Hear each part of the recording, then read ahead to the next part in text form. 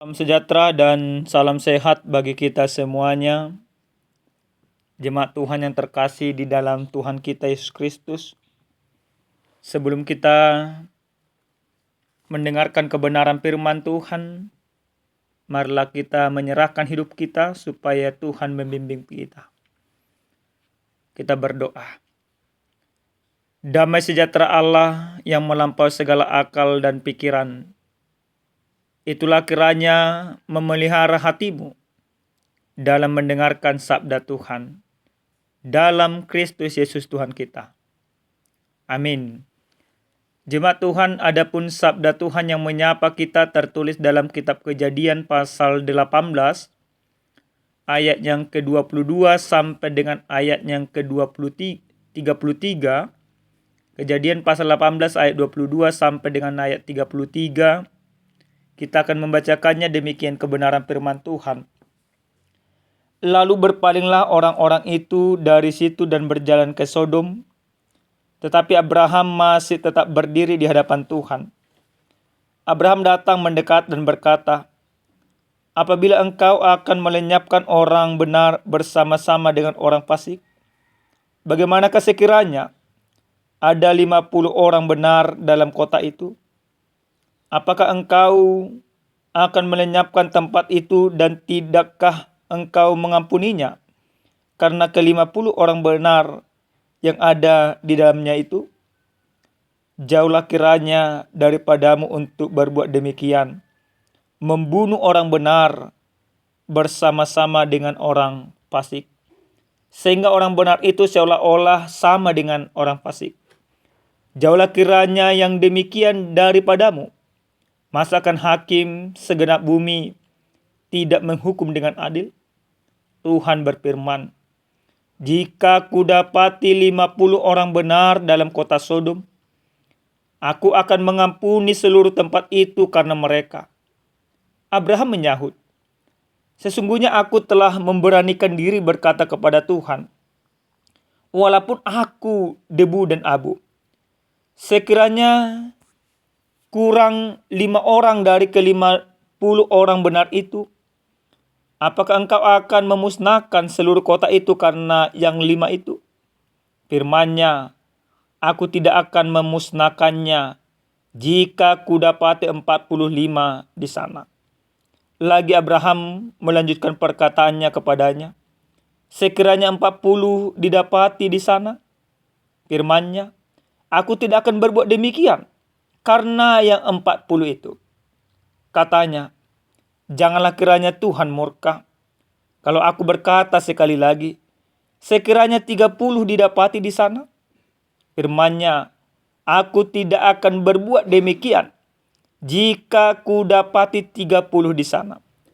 Katanya, "Sesungguhnya aku telah memberanikan diri berkata kepada Tuhan, sekiranya 20 didapatin di sana." Firman-Nya, "Aku tidak akan memusnahkan karena yang 20 itu." Katanya, "Jangan kiranya Tuhan murka kalau aku berkata lagi sekali ini saja, sekiranya 10 didapati di sana." Firman-Nya, "Aku tidak akan memusnahkannya karena yang 10 itu." Lalu pergilah Tuhan setelah ia selesai berfirman kepada Abraham, dan kembalilah Abraham ke tempat tinggalnya. Demikian pembacaan kebenaran firman Tuhan. Jemaat Tuhan yang terkasih di dalam Tuhan kita Yesus Kristus, saya yakin bahwa setiap orang di tengah-tengah dunia ini, secara khusus orang Kristen, banyak kita berkeinginan kalau orang jahat itu, orang pendosa itu, maka harus dimatikan atau dibinasakan. Pernyataan itu tentu terjadi di dalam pemikiran kita. Itu dikarenakan bahwa kita sudah muak melihat atau dipertontonkan segala kejahatan di hadapan kita. Tapi realita yang terjadi Bapak Ibu, bahwa sering sekali orang yang menyuarakan kebenaran keadilan sesungguhnya mereka juga jatuh kepada persekongkolan, hal yang tidak adil, hal yang tidak benar. Mari kita melihat di negeri kita yang kita cintai ini. Ketika reformasi dikumandangkan tahun 1997,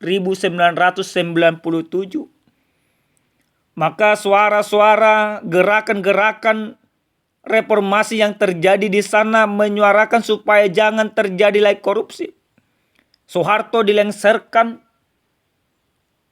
dan yang lain dilengsarkan dengan semangat perubahan supaya jangan orang jahat lagi yang berkuasa, supaya jangan orang yang tidak benar lagi berkuasa, tapi yang diharapkan supaya orang-orang benar yang berkuasa. Namun seiring berjalannya waktu, setelah reformasi hingga saat zaman sekarang, yang terjadi justru orang-orang yang menyuarakan perubahan, orang-orang yang menyuarakan keadilan, orang-orang yang menyuarakan kebenaran, tapi ketika mereka duduk di tempat yang sangat empuk, suara mereka yang dahulu seakan-akan sirna. Dan yang terjadi justru mereka menjadi pelaku-pelaku kejahatan dan korupsi pada saat ini.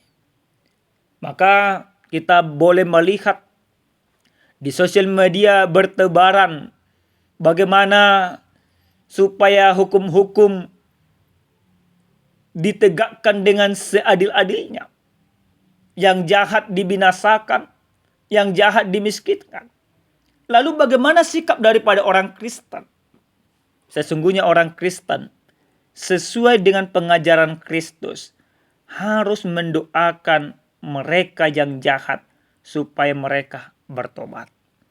Nah, Bapak Ibu yang terkasih di dalam Tuhan kita Yesus Kristus, dalam kebenaran firman Tuhan yang sampai kepada kita pada saat ini, di mana ketika Allah merencanakan ingin membinasakan Sodom dan Gomora, pertama sekali dia Tuhan memberitahukan kepada Abraham bahwa kota Sodom itu penuh dengan keberdosaan.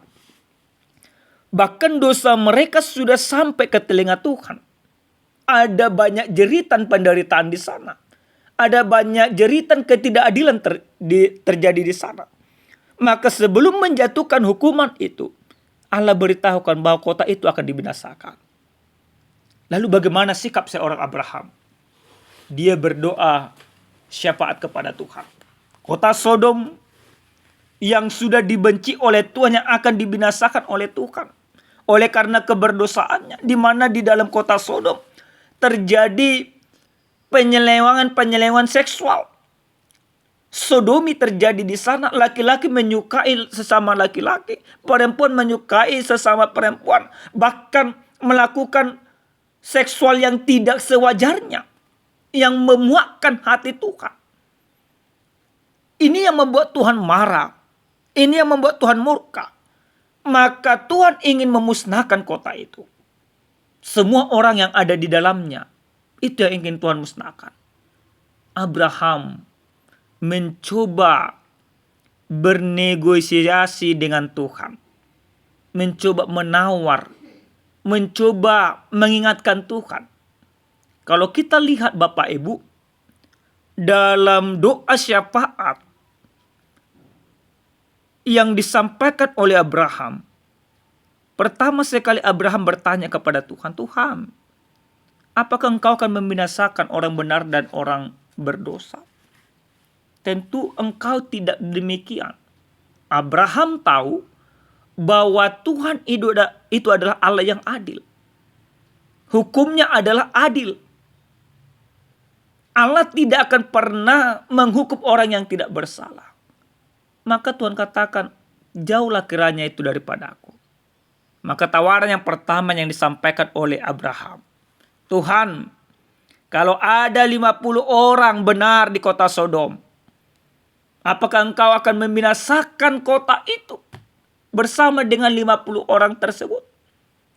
Tuhan menjawab, tidak. Kota Sodom akan diselamatkan oleh karena ada yang 50 orang.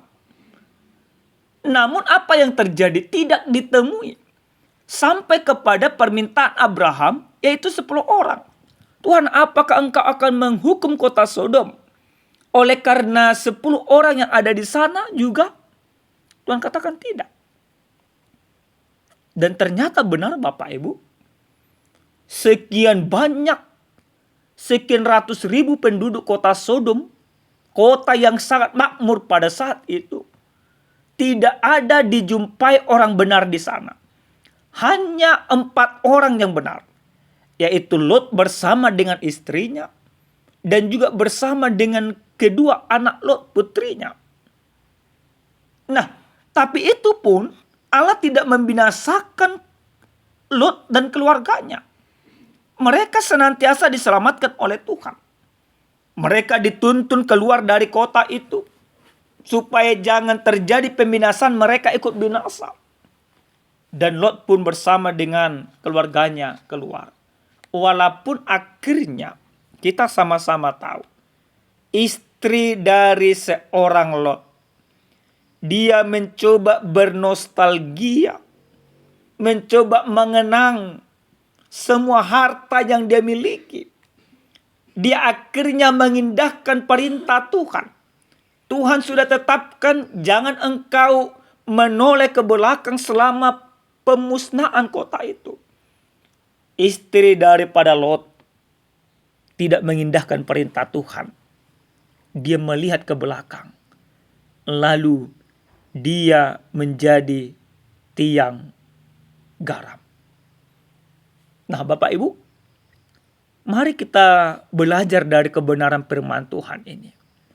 Ada sesungguhnya banyak hal yang bisa kita pelajari dari firman ini untuk meneguhkan iman percaya kita. Sesuai dengan tema yang sampai kepada kita dikatakan doa memohon keselamatan. Yang pertama, mari kita belajar dari seorang Abraham. Bapak Ibu, kita mau diajak seperti seorang Abraham yang tetap mempedulikan orang lain, yang tetap mempedulikan orang-orang berdosa. Abraham tidak mau berkompromi tentang dosa itu. Abraham tentu membenci dosa itu. Jadi jangan kita berpikir Bapak Ibu, doa syafaat yang disampaikan oleh Abraham karena dia mencintai dosa itu, tidak. Doa syafaat yang disampaikan oleh Abraham, permintaan yang disampaikan oleh Abraham, itu menunjukkan kasih dan kepedulian Abraham kepada penduduk kota Sodom dan Gomora. Kepeduliannya terhadap mereka supaya jangan binasa. Abraham tidak membenci orang-orang di sana. Tapi yang dia benci adalah dosa itu sendiri. Nah, ini harus kita pahami. Sering sekali kita di dalam kehidupan kita Bapak Ibu, kita membenci orang dan dosanya. Jadi ketika ada orang yang bersalah, itu langsung kita judge, kita benci, kita asingkan, kita singkirkan. Padahal yang Tuhan inginkan dari kita pada saat ini, bagaimana dosa itu sesungguhnya harus dibenci, tapi si pendosa itu harus ditolong, harus dipulihkan, harus ditarik ke dalam kehidupan. Sekali lagi Bapak Ibu, dosa itu harus kita benci, tapi si pendosa itu harus kita tolong, harus kita tuntun. Harus kita tarik dia untuk masuk ke dalam pertobatan. Untuk masuk ke dalam kehidupan yang benar yang diinginkan oleh Tuhan. Maka siapapun yang engkau benci di dalam kehidupanmu oleh karena dosanya, maka tolong kita doakan dia. Tolong kita tarik dia. Tolong kita bimbing dia. Sama seperti yang diajarkan oleh Yesus Kristus. Berdoalah bagi musuh-musuhmu.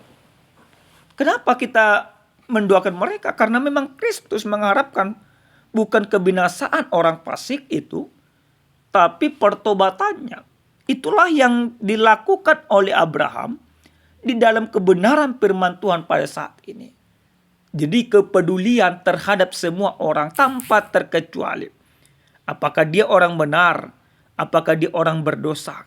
Tapi mereka harus tetap kita tuntun untuk kembali ke jalan yang benar. Selama kita bisa. Yang kedua Bapak Ibu yang terkasih di dalam Tuhan kita Yesus Kristus. Dari kebenaran firman Tuhan ini kita mau melihat bagaimana sesungguhnya Allah itu sangat adil di dalam penghukumannya. Jadi dalam pemusnahan kota Sodom dan Gomora, Allah tidak pernah memusnahkan semuanya. Tapi Allah memusnahkan hanya orang jahat. Ini semua orang jahat yang tidak mau bertobat. Semua orang jahat yang tidak mau hidup dalam ketentuan dan perintah Tuhan, maka mereka pasti musnah. Istri Lot sendiri pun yang sudah dibuat peraturan, yang sudah ditetapkan oleh Allah, jangan melihat ke belakang selama pemusnahan kota ini. Tapi ketika dia tidak taat, maka dia dihukum oleh Tuhan. Alkitab mencatat itu Bapak Ibu.